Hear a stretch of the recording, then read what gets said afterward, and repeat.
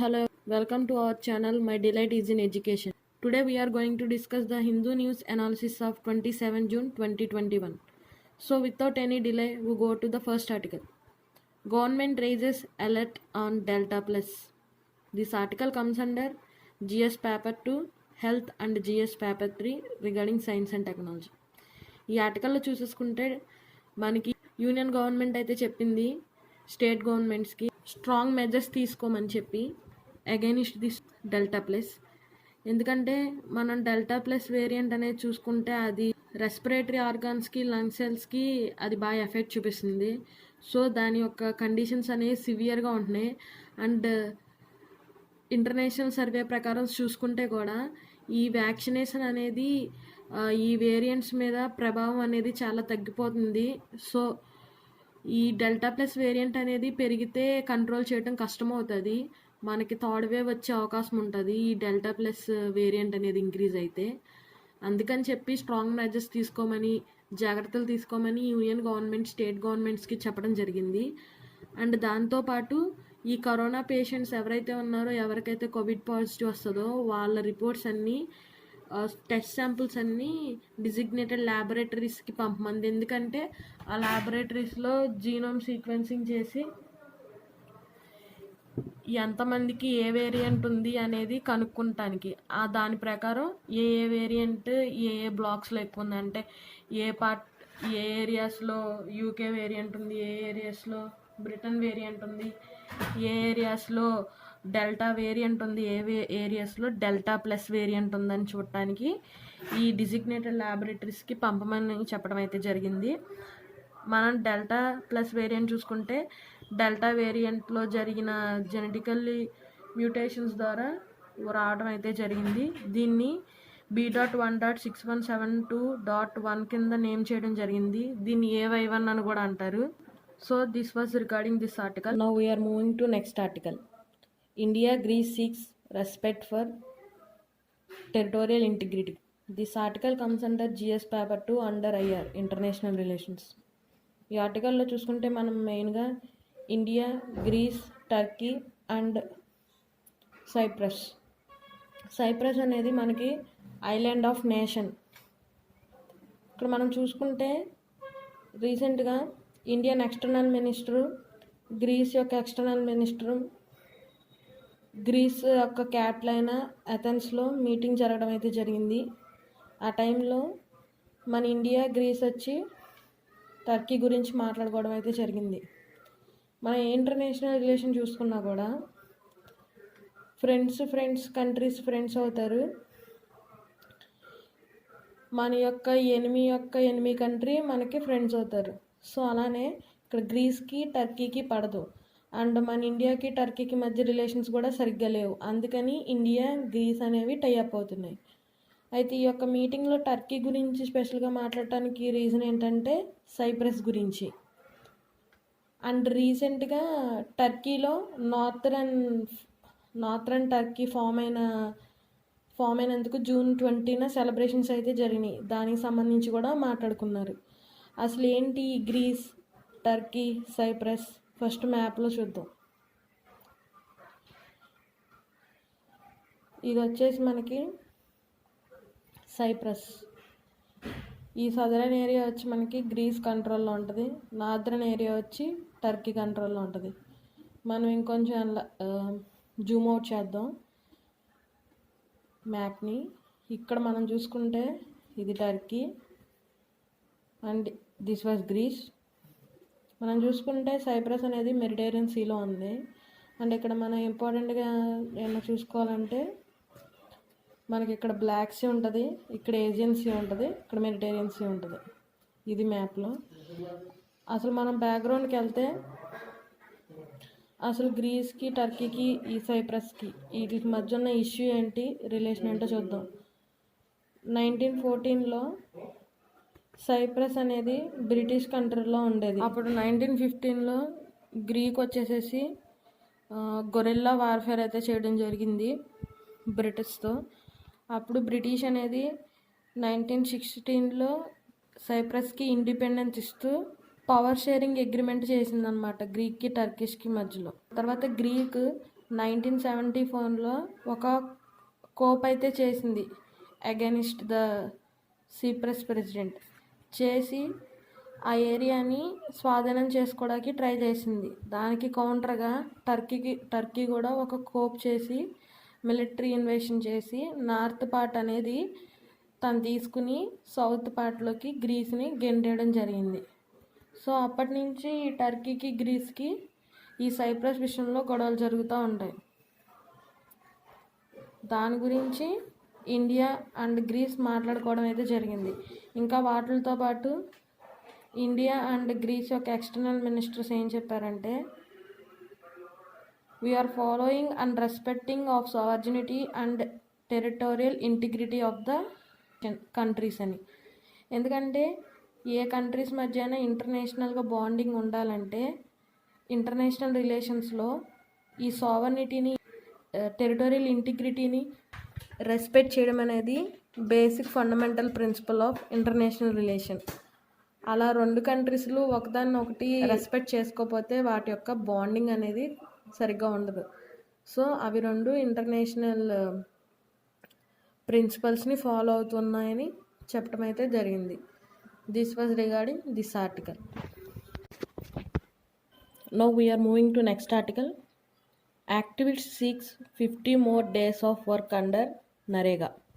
This article comes under GS paper 2 under policies, programs and schemes of the government. మనం ఈ ఆర్టికల్లో చూసుకుంటే ఇండియాలో ఉన్న కొన్ని యాక్టివిస్ట్ గ్రూప్స్లో ఒక గ్రూపు ఈ ఇండియన్ ప్రైమ్ మినిస్టర్కి ఒక లెటర్ రాయడం అయితే జరిగింది. ఏమని రాశారంటే, ఈ మన్రేగా స్కీమ్ కింద 100 డేస్ ఆఫ్ వర్క్స్ని 150 డేస్ ఆఫ్ వర్క్స్ కింద చేయమని, అంటే 50 డేస్ పెంచమని రిక్వెస్ట్ చేయడం అయితే జరిగింది. దీని యొక్క బ్యాక్గ్రౌండ్ చూసుకుందాం, అసలు ఇదేంటి అనేది. మనం లాస్ట్ ఇయర్ చూసుకుంటే కోవిడ్-19 వల్ల లాక్డౌన్ అయితే పెట్టడం జరిగింది. ఆ లాక్డౌన్ వల్ల రోజు కూలీలు కానీ చాలామంది వర్క్స్ కోల్పోవడం జరిగింది. వాళ్ళు వేరే స్టేట్స్ నుంచి వాళ్ళ ఓన్ స్టేట్స్కి వచ్చేసారు. సో వాళ్ళకి ఇక్కడ పనేమీ లేదు. సో ప్రతి ఫైనాన్షియల్ ఇయర్ మన్రేగా స్కీమ్ కింద మనకి 100 డేస్ ఆఫ్ వర్క్స్ ఇస్తారు. ఇక్కడ ఏంటంటే మనకి లాక్డౌన్ వల్ల మనంతా వర్క్ లేక ఇంట్లోనే వేరే స్టేట్స్ నుంచి వచ్చేసి ఇంట్లోనే ఉండిపోయారు చాలా workers. So financial year start అవగానే 3 monthsలోనే 100 డేస్ ఆఫ్ వర్క్స్ది కంప్లీట్ అయిపోయింది. మామూలుగా ప్రతిసారి చూసుకుంటే ప్రతిరోజు మన్రేగా కింద 100 డేస్ చేసారు 3 monthsలోనే. కొన్ని డేస్ హాలిడేస్ అలా తీసుకునేవాళ్ళు. కానీ ఈసారి ఫైనాన్షియల్ ఇయర్ స్టార్ట్ అయిన 3 monthsలోనే చూసుకుంటే మనకి మన్రేగా 100 డేస్ది అయిపోయింది. సో మన ఇండియాలో ఉన్న one of the activist group అయిన సంఘర్ష్ మోర్చా అనే అతను దీనికి సంబంధించి రాశారు.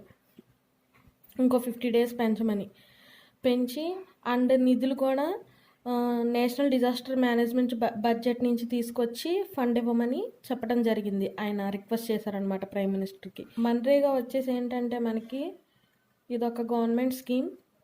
ఈ ప్రోగ్రాం కింద మనకి రూరల్ ఏరియాస్లో 100 డేస్ ఎంప్లాయ్మెంట్ అని తీసుకొచ్చారు వాళ్ళు ఫైనాన్షియల్గా పికప్ చేయడానికి.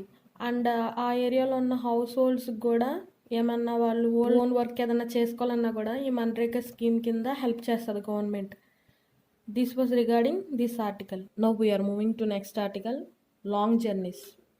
This article comes under both science and technology and environment and ecology, GS paper 3.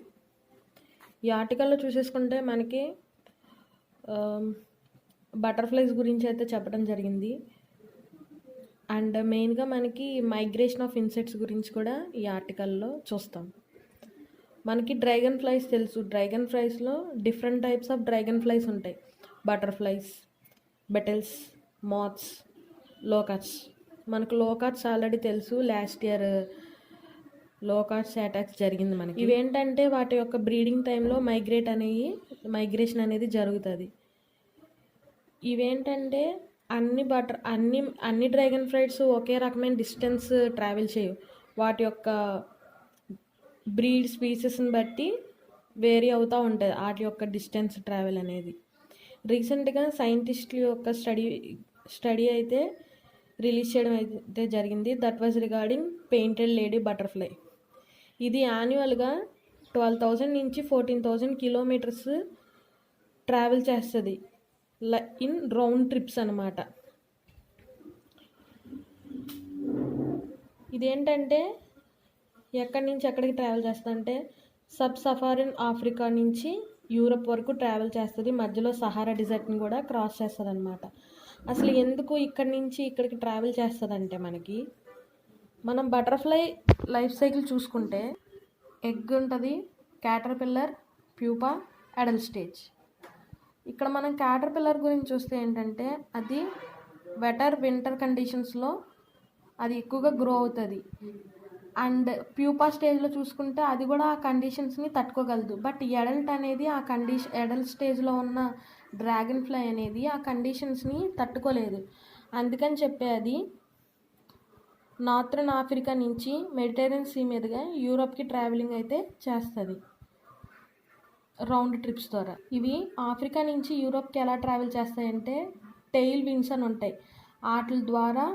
వాటి హెల్ప్ ద్వారా వాటి ద్వారా అవి ట్రావెల్ చేస్తూ ఉంటాయి. ఇంకా ఇవి అంత ఎక్కువ ట్రావెల్ చేయడానికి ఇంకొక రీజన్ ఏంటంటే టెయిల్ వింగ్స్ కాకుండా ఈ పెయింటెడ్ లేడీ యొక్క బటర్ఫ్లైకి దానికి సరిపడే అంత బాడీ ఫ్యాక్ట్ ఉంటుంది. అందుకనే అది కంటిన్యూస్గా 40 అవర్స్ ట్రావెల్ చేసినా కూడా అది సస్టైన్ అవ్వగలదు. ఆగకుండా 40 అవర్స్ ట్రావెల్ చేసినా కూడా సస్టైన్ అవ్వగలదు. అండ్ దీని యొక్క క్యారెక్టర్స్లో మనం చూసుకుంటే 3 కిలోమీటర్స్ అబోవ్ సీ లెవెల్ అయితే ట్రావెల్ చేయగలదు. And per second 6 meter travel చేస్తుంది. సో దీన్ని బట్టి మనం ఊహించుకోవచ్చు అవి కాంటినెంట్ టు కాంటినెంట్ ఎలా ట్రావెల్ చేస్తున్నాయి అనేది. This was regarding this article. Tackling vaccine hesitancy challenge in rural India. This article comes under GS paper 2 regarding health. ఈ ఆర్టికల్ వచ్చేసేసి మెయిన్స్లో చాలా important and this article was very interesting. Try to follow it. Vaccine hesitancy అంటే ఏంటో చూద్దాం. World Health Organization vaccine ఎసిస్టెన్సీని ఏమని define చేసిందంటే delay in acceptance, refusal of vaccine despite the availability of vaccination services. ఏంటంటే మన దగ్గర వ్యాక్సిన్ ఉన్నా కూడా వేయించుకోకపోవడం, దాన్నే వ్యాక్సిన్ ఎసిస్టెన్సీ అంటారు. వీటికి మన ఇండియాలో వచ్చి 4 రీజన్స్ ఉన్నాయి. First and foremost main reason ఏంటంటే అది ఎప్పటికీ పోదు. ఇప్పుడే కాదు, మనం చిన్నప్పటి నుంచి చూస్తున్నాం, రిలీజియస్ ప్రొపగండా. వ్యాక్సిన్స్లో చూసుకుంటే యానిమల్ డిరైవ్డ్ ప్రొడక్ట్స్ ఉంటాయి, మైక్రోబ్స్ ఉంటాయి, కెమికల్స్ ఉంటాయి. సో అందుకని చెప్పి రిలీజియస్ ప్రొపగండా లాగా కొంతమంది వేసుకోరు. సెకండ్ వచ్చి మిస్ఇన్ఫర్మేషన్. వాట్సాప్లు, ఫేస్బుక్లో వ్యాక్సిన్ వేసుకున్న వాళ్ళు ఇలా చనిపోయారు, వ్యాక్సిన్ వేసుకున్న ఆశా వర్కర్ అలా చనిపోయారు, వ్యాక్సిన్ వల్ల మళ్ళీ కరోనా వస్తుంది, అలాగా ఫేక్ న్యూసెస్ వల్ల చాలామంది భయపడి వ్యాక్సిన్ వేయించుకోవట్లే. అండ్ థర్డ్ వన్ వచ్చి ఇన్కన్వీనియన్స్. సరైన వస్తువులు లేకపోవటం వల్ల కొంతమంది వేయించుకోవట్లే. ఫోర్త్ వన్ ఏంటంటే డిరైవ్డ్ డిసీజెస్. సరిగ్గా అవేర్నెస్ లేక వ్యాక్సినేషన్ వేసుకుంటే ఇంకేదో డిసీజ్ వస్తుందని భయపడి ఇంకొంతమంది వేసుకోవట్లే. సో వే ఫార్వర్డ్గా ఏం చేయాలి అంటే వ్యాక్సినేషన్ అనేది డిఫాల్ట్ కింద పెట్టాలి. ఫర్ ఎగ్జాంపుల్ మనం కేస్ స్టడీ కింద చూసుకుంటే వివిధ కంట్రీలో లైక్ ఫ్రాన్స్లో చూసుకుంటే చిల్డ్రన్స్కి 11 వ్యాక్సిన్స్ అనేది కంపల్సరీ అని పెట్టారు డిఫాల్ట్ అని. ఏంటంటే ఆ 11 వ్యాక్సిన్స్ లేకపోతే చిల్డ్రన్స్కి స్కూల్స్లో అడ్మిషన్ ఇవ్వరు. అండ్ మనం ఆస్ట్రేలియాలో చూసుకుంటే పేరెంట్స్కి వ్యాక్సిన్ లేకపోతే యూనివర్సల్ ఫ్యామిలీ అలవెన్స్ అనేది ఇవ్వమని చెప్పడం అయితే జరిగింది. అలానే మన ఇండియాలో కూడా సబ్సిడీస్ ఇవ్వము, ఇన్సూరెన్స్ ఉండదు అని ఏదో ఒకటి పెడితే అప్పుడు వేయించుకుంటారు.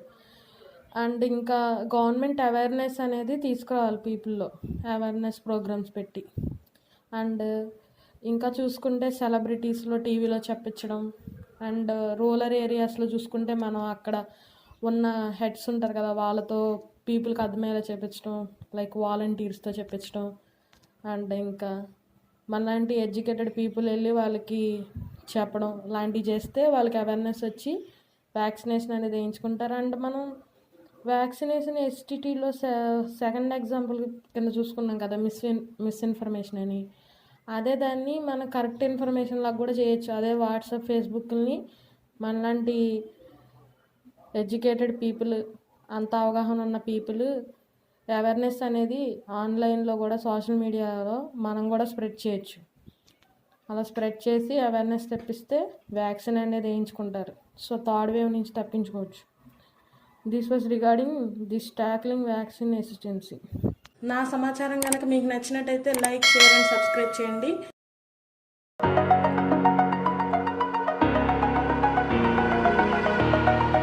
Over the edge, feel like I'm floating through